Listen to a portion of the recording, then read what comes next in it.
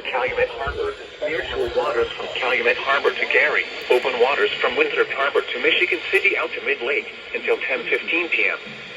At 8:51 p.m., a strong thunderstorm was located over 31st Street Harbor, moving northeast at 25 knots. Hazard, wind gusts at 40 knots. Source, radar indicated. Impact, small craft could be damaged and briefly higher winds and suddenly higher waves. Locations impacted include Calumet Harbor, Wilmette Harbor, Indiana Harbor, Jackson Park Harbor, 31st Street Harbor, Montrose Harbor and Monroe Harbor.